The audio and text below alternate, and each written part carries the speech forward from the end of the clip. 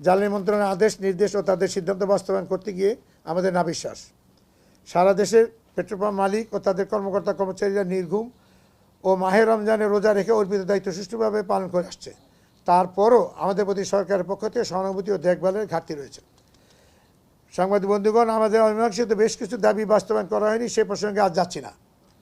শুধু একটা কথাই বলবো, আমাদের ন্যায় ও ন্যায্য দাবিগুলো বাস্তবায়নে পূর্বের কোনো সরকারই আন্তরিক ছিলেন না।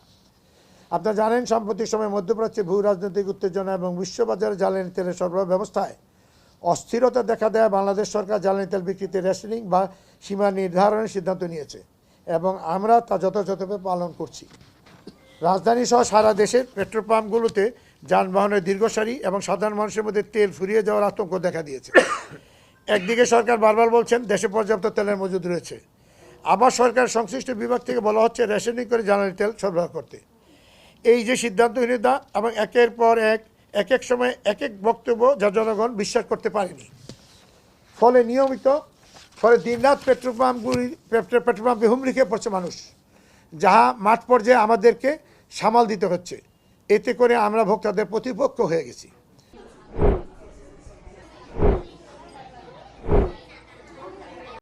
এই মুহূর্তে সাধারণ মানুষের প্রতি আমাদের পরামর্শ হলো, অহেতুক আতঙ্কিত না হয়ে সরকারি নির্দেশনার প্রতি শ্রদ্ধাশীল থাকুন এবং রেশনিং ব্যবস্থা নির্বিঘ্নে পরিচালিত হতে দিন। সরকার স্পষ্ট জানিয়েছে দেশে বর্তমানে তেলের যে মজুদ রয়েছে তা দিয়ে সংকট মোকাবেলা করা সম্ভব এবং আগামী কয়েকদিনের মধ্যেই নতুন তেলের জাহাজ বন্দরে ভিড়বে। বলা বাহুল্য, আন্তর্জাতিক বাজার অস্থিরতা একটি সাময়িক সমস্যা, যা কাটিয়ে উঠতে সরকার সর্বোচ্চ চেষ্টা চালিয়ে যাচ্ছেন। এই অবস্থায় যদি প্রত্যেকেই নিজের গাড়ির ট্যাঙ্ক পূর্ণ করে রাখার প্রতিযোগিতায় নেমে পড়ি, তাহলে সাধারণ সরবরাহ ব্যবস্থা ভেঙে পড়বে। এই প্যানিক বাইং বা আতঙ্কিত হয়ে কেনার প্রবণতা বাজারকে অস্থিতিশীল করে তোলে এবং যা কোনোভাবে কেমন নয়। সাংবাদিক বন্ধুগণ, আপনারা জানেন সামাজিক যোগাযোগ মাধ্যম এখন কতটা শক্তিশালী।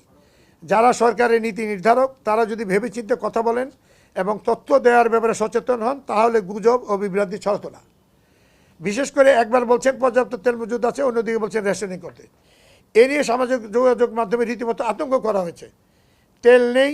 তেল নেই বলে ফেসবুক ও ইউটিউব গরম করা হয়েছে। যারা অবৈধভাবে মজুদ করছে বা গুজব ছড়িয়ে আতঙ্ক তৈরি করছে, তাদের বিরুদ্ধে কঠোর ব্যবস্থা নেওয়ার জন্য অ্যাসোসিয়েশনের পক্ষ থেকে আমরা আহ্বান করছি। পেট্রোল পাম্প মালিকরা তেলের সরবরাহ নিয়ে যদি কোনো অনিয়ম করে বা অবৈধ মজুদ করে বা মজুদকৃত তেল সরকার নির্ধারিত মূল্যে অতিরিক্ত মূল্যে বিক্রয়ের চেষ্টা করে, তাহলে সংশ্লিষ্ট পেট্রোল পাম্পের বিরুদ্ধে জেল, জরিমানা বা যে কোনো শাস্তিমূলক ব্যবস্থা অবশ্যই নেবে। এ ব্যাপারে অ্যাসোসিয়েশন সরকারকে সর্বত সহযোগিতা করবে। সরকার কর্তৃক সরবরাহিত তেল ভোক্তা প্রান্তে বিপণন হলো কিনা এবং উহার অবৈধ মজুত করা হলো কিনা, এগুলো মনিটরিং করার জন্য মোবাইল কোর্ট পরিচালনার কোনোই প্রয়োজন নাই। কারণ কোম্পানি থেকে সরবরাহকৃত তেল পাম্পের আন্ডারগ্রাউন্ড ট্যাঙ্ক এবং ডিসপেন্সার ইউনিটের মিটার রিডিং যাচাই করলে স্পষ্ট হয়ে যায় যে কোনো অনিয়ম হয়েছে কি না। এটা মনিটরিং করতে মন্ত্রণালয়, বিপিসি বা বিপণন কোম্পানির কর্মকর্তা বা সদস্য দ্বারাই সম্ভব।